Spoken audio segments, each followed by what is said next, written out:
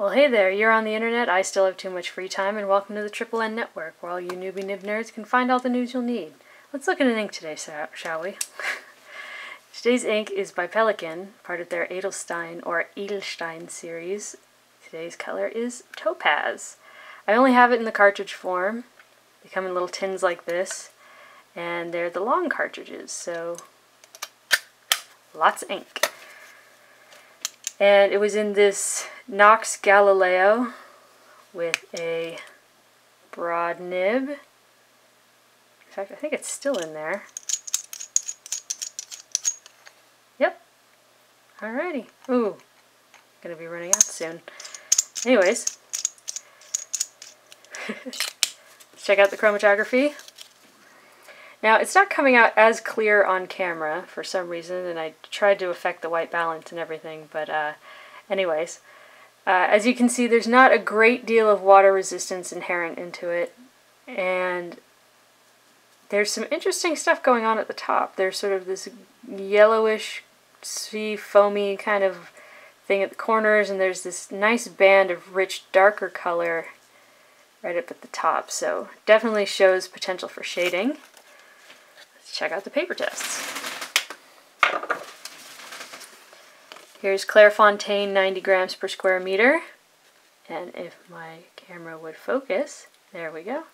You can see pretty nice shading. Not bad. It's a very light blue ink, but it's vibrant. It's definitely dark enough to read comfortably. Dry time was 19 seconds. I said there was great flow, which in my experience is the case not just in that pen, but in all the pens that I've used it in so far. I'd say it was slightly on the wet side. No bleed, feather, spread. I said there was a bit of show through, but that might be because it's a broad nib. Although now that's really not much on a white background. So, Water test was not terrible. The paper didn't start to come apart though. It's pretty smooth. It's kind of readable, so if you had to read it, you could read it, but it would not necessarily be easy because, as I said, this was a fairly wet-ish writing, broad nib, and that isn't all there, so for your consideration. Next is Rhodia, 80 grams per square meter. Still great shading. Like, I love how it looks in the word Galileo. If that's, I mean, I don't love my handwriting, but the shading looks great. Here the dry time was the same. It was 19 seconds. And just great. It's a very light blue, but it's actually darker than it's coming out on camera. I tried several different filters and white balance settings, but this was as close as it's going to get. It's a bit darker than it appears right now, but it is a light blue. Here's the water test. Again, not fantastic. If you had to recover something and you sat down and really stared at it, you'd be able to do it. But again, this is a broad nib, and it is slightly a wetter writing ink, so no bleed, feather, spread, not even on the water test. Next is Tomoe River, where still great shading, especially in the word Galileo. But yeah, 15 seconds to dry, which I was surprised by because a lot of times Tomoe River takes as long, or if not even slightly longer than Clairefontaine, and here it was a bit faster.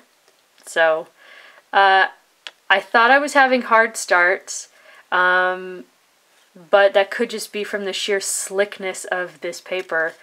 Yeah, so I said no bleed, feather, spread where reasonable.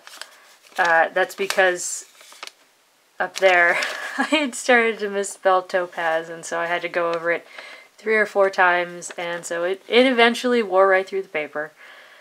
But fairly readable water test. It's actually more readable than it's appearing on camera because for some reason it's not coming through quite right. But I felt it was the most even and the most like clear But yeah, it's coming out so light in this camera. Anyways, next is 20-pound copier paper. 7 seconds to dry, really not bad. Again, fantastic shading, which is not always easy on such absorbent paper. And yeah, good flow. Water test was a little patchy, which is odd because sometimes this this more absorbent paper provides pretty readable water test, but here it sort of came out as even as the fancier papers. No bleed, feather, or spread, not even in the water test, so that was good. Next is Mead Notebook Paper, which was not great. The shading was all but, I mean, it was pretty much completely stripped. There's feathering, there's spread. Dry time was okay for this paper. It's pretty normal. Yeah, the color I felt was still pretty vibrant. Yeah, water test was not great. It was explodey. Yeah, not fantastic. Bleed was pretty bad, but again, it was a broad nib and it was a little wet writing. But still, it did not react well with this paper.